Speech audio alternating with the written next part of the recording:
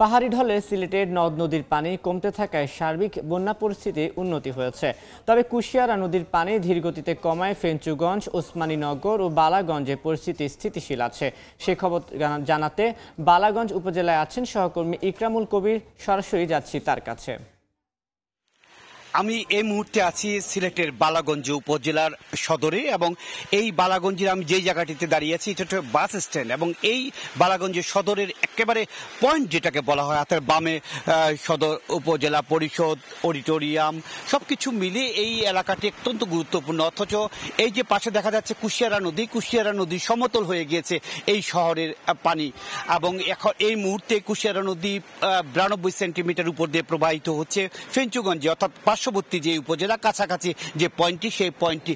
এবং গতকালকে থেকে আজকে পর্যন্ত 15 ঘন্টায় মাত্র 4 সেন্টিমিটার পানি নেমেছে। কুশিয়ারা এবার খুবই যেটাকে বলে বিদ্রোহ হয়ে গিয়েছে, খুবই ফুলে উঠেছে। কারণ হচ্ছে গিয়ে আমরা দেখেছি গত কয়দিন থেকে মাত্র 1 সেন্টিমিটার 1.5 সেন্টিমিটার করে করে পানি নামছে।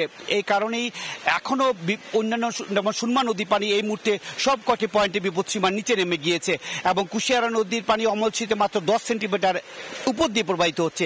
কিন্তু এই কুশিয়ারা নদী ফেঞ্চুগঞ্জ, বালাগঞ্জ এই এলাকায় 92 সেন্টিমিটার উপর দিয়ে প্রবাহিত হচ্ছে, যার ফলে দেখতে পাচ্ছেন যে পুরো শহর এখন পানির তলে। এই এলাকার যে দোকানপাট, ব্যবসা প্রতিষ্ঠান সবগুলো বন্ধ রয়েছে। মানুষজন এক অবর্ণনীয় দুর্গতির মধ্যে পড়েছেন, এবং এই শুধুমাত্র আমরা একটা শহরের একটা অংশ দেখাচ্ছি, কিন্তু প্রত্যেকটা বাসা বাড়িতে, এই এলাকার প্রত্যেকটা বাসা বাড়িতে পানি আছে।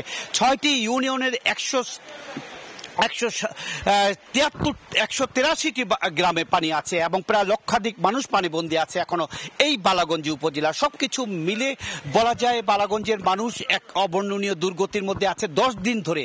এই পানিটি কিন্তু 10 দিন আগে উঠেছিল, এই পানিটি কিন্তু এখনো নামছে না। মোটামুটি এই ছিল কুশিয়ারা নদীর পানি না নামায় বালাগঞ্জ এলাকার মানুষের যে দুর্গতি কমছে না তার সবশেষ খবর। এতক্ষণ সরাসরি যুক্ত ছিলাম সিলেটে।